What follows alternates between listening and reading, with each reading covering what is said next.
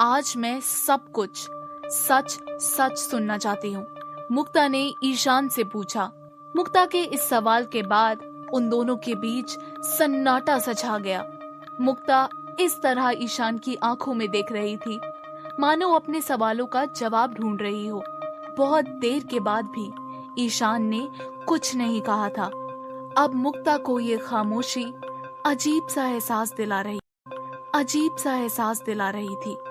ये जरूर कुछ ना कुछ जानता है, नहीं तो इतने कॉन्फिडेंस के साथ ये मुझसे वो सब नहीं कहता। ईशान मेरे किसी मिस्ट्री की तरह होते जा रहा है।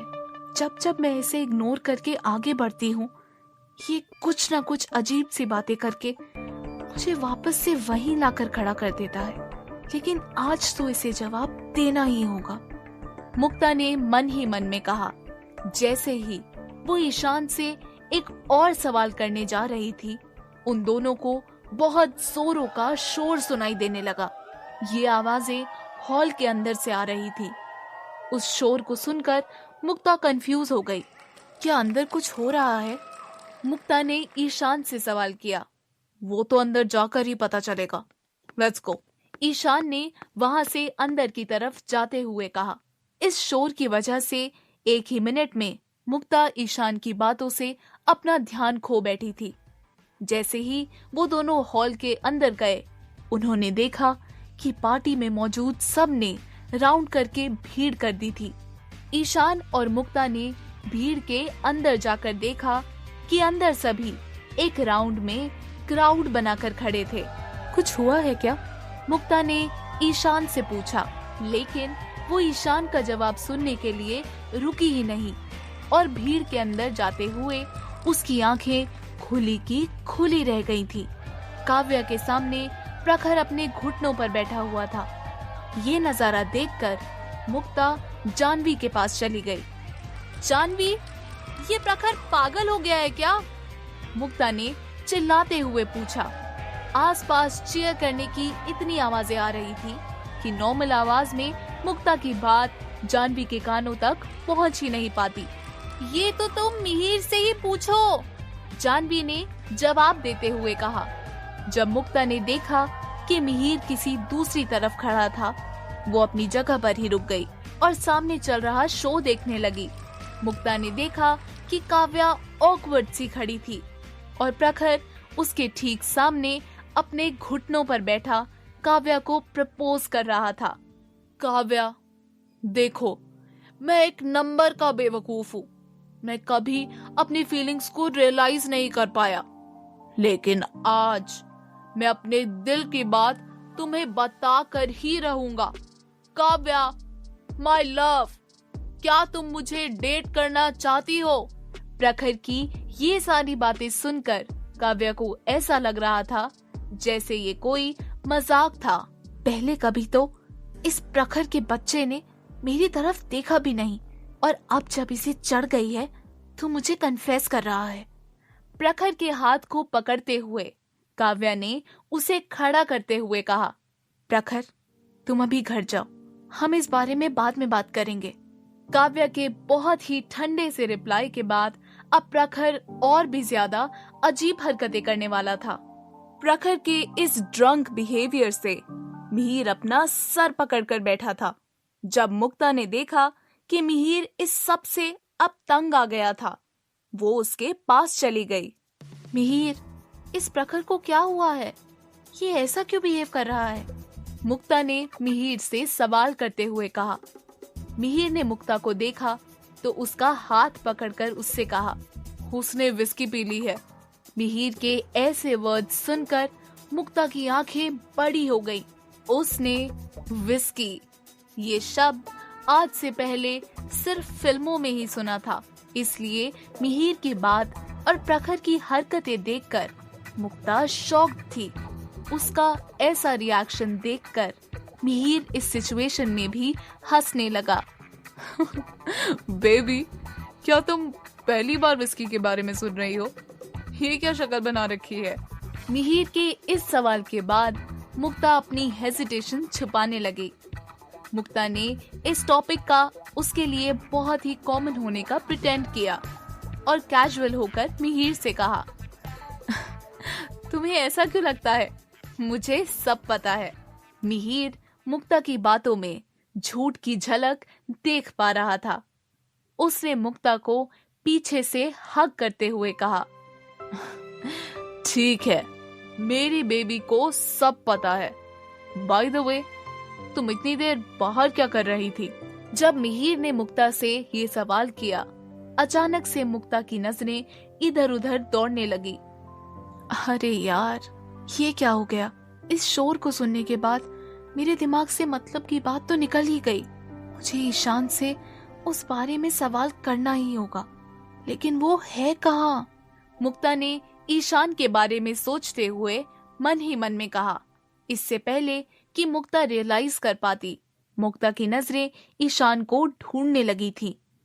बहुत देर तक मुक्ता को खामोश देखने के बाद मिहिर ने उसे आवाज देते हुए कहा, बेबी, तुम्हारा ध्यान कहाँ है? जब तक मुक्ता ने मिहिर की पुकार नोटिस की, अचानक से शोर और भी ज्यादा बढ़ गया था।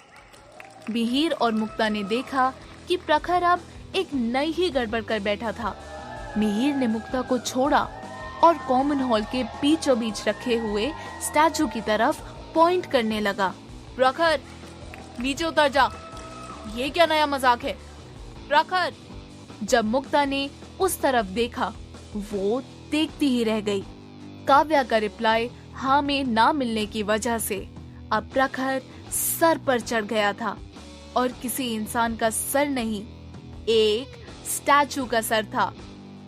इस स्टैचू की वजह से ही तो RRSV कॉलेज का नाम पूरे आगरा में फेमस है।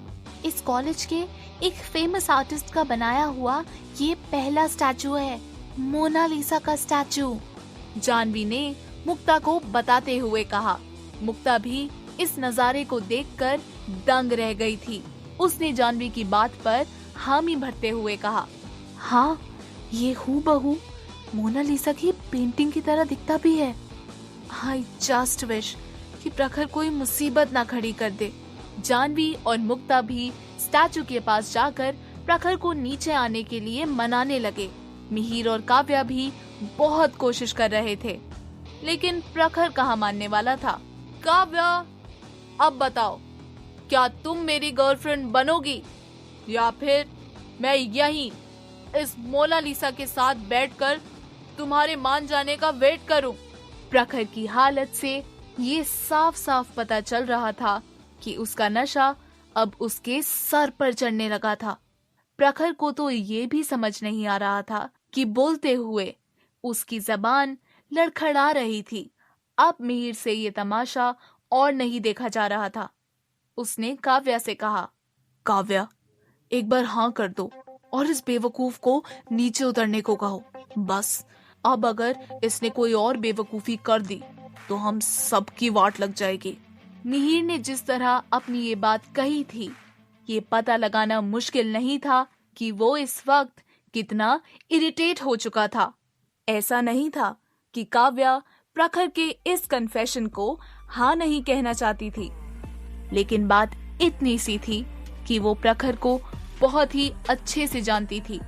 उसे इस बात का डर था कि प्रखर का ये कन्फेशन ज्यादा दिन नहीं टिकता। लेकिन अब जब सिचुएशन हाथ से बाहर निकल रही थी, काव्या के पास दूसरा कोई ऑप्शन ही नहीं बचा था। उसने प्रखर की तरफ देखा और बोली, ओके प्रखर, I will be your girlfriend. अब नीचे उतरो, जल्दी करो। काव्या के इस जवाब से फाइनली प्रखर की जिद पूरी हुई और उसने मिहिर से कहा, भाई, अब मेरी भी गर्लफ्रेंड है, मैं सिंगल नहीं रहा। मिहिर ने इरिटेट होकर प्रखर की बात पर हामी भरी और उसे नीचे आने के लिए अपना हाथ आगे कर दिया। आखिरकार जब प्रखर ने मिहिर का हाथ पकड़ा और नीचे आने लगा, ये देखकर सबकी जान में जान आई। काव्या ने भी छुटकारे की सांस ली। जो ईशान हमेशा सब में इन्वॉल्व होना पसंद नहीं करता था, अब वो भी थोड़ा रिलीव्ड फील करने लगा। मायरा भी इस बात से रिलैक्स हो गई थी, लेकिन सबका ये बिना टेंशन वाला एक्सप्रेशन ज्यादा देर तक कहाँ टिकने वाला था। पता ही नहीं चला कि 1 सेकंड के अंदर ही क्या गलत हुआ, लेकिन मिहिर के हाथ से प्रखर का हाथ छूटा और प्रखर फिसलकर नीचे गिर गया। अभी अभी जो हार्ट बीट्स नॉर्मल स्पीड में धड़कने लगे थे, वो एक पल के लिए रुक ही गए, क्योंकि जो नीचे गिरा पड़ा था उसके बाद सबकी आंखें फटी की फटी ही रह गई थी। ये क्या हो गया? अब तो हम सब बहुत बुरे फंसने वाले हैं। मायरा ने कहा। ऐसा नहीं था कि मायरा को प्रखर के गिरने से इतना बुरा लग रहा था। उसका डर तो इसलिए पनप रहा था क्योंकि प्रखर के साथ मोनालिसा का सर भी टूटकर नीचे गिर गया था। ओ तेरी, we are screwed now, Mihir ने कहा। लेकिन ये रिएक्शन तो कुछ भी नहीं था, क्योंकि पार्टी में मौजूद बाकी सब लोग उस हॉल से ये सीन देखने के बाद भाग गए थे। अब बस वहाँ कुछ गिने चुने लोग ही रुके थे। चिढ़ा हुआ मिहिर, डरी हुई काव्या, शौक से अपनी जगह पर जमी हुई जानवी और मुक्ता, गुस्से से लाल हो रही मायरा, पहली बार इन सब में इंटरेस्ट ले रहा ईशान, और जमीन पर पड़े हुए प्रखर और मोनालिसा का सर। ये सब देखने के बाद कोई भी अंदाजा लगा सकता था कि कल इन सबको बहुत बड़ी पनिशमेंट मिलने वाली थी। जब कोई भी ये समझ नहीं पा रहा था कि क्या कहना चाहिए और क्या करना चाहिए, किसी ने आकर उनका ध्यान अपनी तरफ खींच लिया। ये सब क्या हो गया? ये स्टैचू कैसे टूटा? किसने किया है ये सब?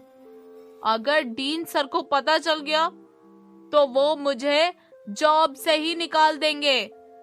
सबने उस तरफ देखा जहां से आवाज आ रही थी। उन्होंने देखा कि वॉचमैन घबराए हुए चेहरे से उनकी तरफ देख रहा था। अब बस यही बाकी था, मुक्ता ने अपने आप से ही कहा। मिहिर ने एक गहरी सांस ली और वॉचमैन को वार्न करते हुए कहा, इस सब के बारे में पापा को पता नहीं चलना चाहिए। मिहिर की इस बात को सुनने के बाद तो वॉचमैन के पसीने छूटने लगे। उसने डरते डरते मिहिर से कहा, लेकिन डीन सर से ये बात कब तक छुपी रहेगी? वॉचमैन की कही ये बात गलत नहीं थी, लेकिन फिर मिहिर ने उससे कहा, जब तक वो खुद नहीं पूछ लेते, खुद कुछ मत कहना। अब जाओ, बाकी सब मैं खुद देख लूंगा।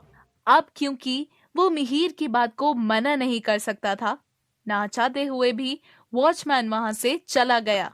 अब रायचंद अंकल मुझसे भी अपसेट हो जाएंगे, मायरा ने नर्वस होते हुए कहा। मिहिर अभी इस सब के बारे में सोचकर अपना मूड नहीं खराब करना चाहता था। उसने सबसे कहा, अब आगे जो भी होगा हम कल की कल देख लेंगे। जानवी, प्लीज मुक्ता के साथ घर जाओ। मायरा, तुम भी अभी घर जाओ। काव्या, टेंशन मत लो, मैं सब ठीक कर दूंगा, और प्रखर की चिंता मत करो, मैं उसका ख्याल रख लूंगा। सबने मिहिर की बात मान ली। मुक्ता ने जाते हुए मिहिर से कहा, मैं घर पहुंचकर तुम्हें कॉल करती हूँ, टेक केयर। मिहिर ने मुक्ता को एक गुड बाय हग दिया और फिर प्रखर के पास चला गया। प्रखर को उठाते हुए मिहिर के दिमाग में एक आइडिया आया और उसने मोनालिसा के सर को उठाकर उसकी सही जगह पर रखा और प्रखर के गले से टाई निकालकर मोनालिसा को इस तरह पहना दी कि किसी के ध्यान में नहीं आता कि वो स्टैचू बीच में टूटा हुआ था। इस कमीने की वजह से क्या क्या करना पड़ रहा है, और इसे तो देखो, घोड़े नहीं मोनालिसा का सर बेच के सो रहा है। मिहिर ने प्रखर को जगाने की नाकाम कोशिश की और उसे लेकर कॉमन हॉल से बाहर निकल गया। अगली सुबह जानवी और मुक्ता काव्या की तरफ अजीब नजरों से देख रहे थे। वैसे तो काव्या हमेशा ही अप टू डेट रेडी होकर आती थी, लेकिन आज का उसका लुक किसी क्यूट लड़की जैसा था। पिंक आउटफिट के साथ वो अपने होशियार और समझदार नेचर के बिल्कुल ऑपोजिट दिख रही थी। मिहिर वैसे तो नाम के लिए मुक्ता के साथ बैठा हुआ था, लेकिन वो अपने ही ख्यालों में खोया हुआ था। मिहिर, क्या आज काव्या थोड़ी अलग सी नहीं लग रही? मुक्ता ने मिहिर से पूछा, लेकिन मिहिर का ध्यान तो कहीं और ही था। मुक्ता ने मिहिर का अटेंशन अपनी ओर खींचते हुए कहा, हे, तुम्हें क्या हुआ है? क्या तुम्हें कल के बारे में सोचकर टेंशन हो रही है? मुक्ता का ये क्वेश्चन सुनकर मिहिर ने सब कुछ ठीक होने का प्रिटेंड किया। नहीं तो baby, I am all right. तुम हो तो मुझे कोई टेंशन कैसे हो सकती है? मिहिर ने अपने आखिरी शब्द कहे ही थे कि सामने से उसकी टेंशन आ गई थी। प्रखर अपने हमेशा के बेफिक्र अंदाज में मिहिर और बाकी सब की तरफ ही आ रहा था। कल रात के नशे की वजह से उसका सर दर्द कर रहा था। इसी वजह से चलते हुए प्रखर अपने सर से हाथ फेर रहा था। उसे देखकर काव्या एक्साइटेड हो गई। उसने एक बार अपना मेकअप ठीक है या नहीं ये चेक किया और टेबल पर रखी बोतल लेकर प्रखर के पास चली गई। गुड मॉर्निंग प्रखर, मैंने सुबह उठकर खुद से तुम्हारे लिए ये बनाया है। ये लो, इसे पी लोगे तो तुम्हारा हेडेक ठीक हो जाएगा। जब प्रखर ने काव्या को देखा, उसका मुंह बन गया। उसके हाथों से हनी लाइम वाटर की बोतल लेते हुए प्रखर ने मन ही मन में कहा, इस काव्या को क्या हो गया है? आज ये किसी प्राइमरी स्कूल गर्ल की तरह पिंक पहनकर क्यों आई है? और ये हनी लाइम वाटर बनाने के लिए इसे सुबह उठने की क्या जरूरत थी? छोड़ो यार, ज्यादा सोचूंगा तो मेरा दिमाग और जोर से फटने लगेगा। ज्यादा ओवरथिंक ना करने के बारे में सोचने के बाद प्रखर जाकर मिहिर के पास बैठ गया। और भाई, क्या हालचाल? मिस ब्यूटी, आज भी हर रोज की तरह कमाल की लग रही हो। प्रखर ने मिहिर और मुक्ता को ग्रीट करते हुए कहा। मुक्ता ने एक स्माइल के साथ प्रखर को देखा तो मिहिर उसे ऐसे परख रहा था मानो प्रखर के दिमाग में चल रही बातों को स्कैन कर रहा हो। जब काव्या ने देखा कि प्रखर मुक्ता को कॉम्प्लीमेंट कर रहा था, वो जाकर प्रखर के सामने खड़ी हो गई। प्रखर, मैं कैसी लग रही हूँ? काव्या का ये सवाल करना बहुत ही नॉर्मल सी बात थी, क्योंकि कल रात के हंगामे के बाद काव्या के हिसाब से प्रखर अब उसका बॉयफ्रेंड था। लेकिन प्रखर को काव्या का ये क्वेश्चन अजीब सा लग रहा था। उसने सोचा कि काव्या को जरूर किसी डेट पर जाना होगा, इसलिए प्रखर ने कहा, अलग लग रही हो, लेकिन ये भी अच्छा है। अब मिहिर को गारंटी हो गई थी कि कल प्रखर ने नशे की हालत में जो कुछ भी किया था वो उसे भूल चुका था। अब मिहिर को ये समझ में नहीं आ रहा था कि उसे इस सिचुएशन में अपने दोस्तों के लिए बुरा फील करना चाहिए या हंसना चाहिए।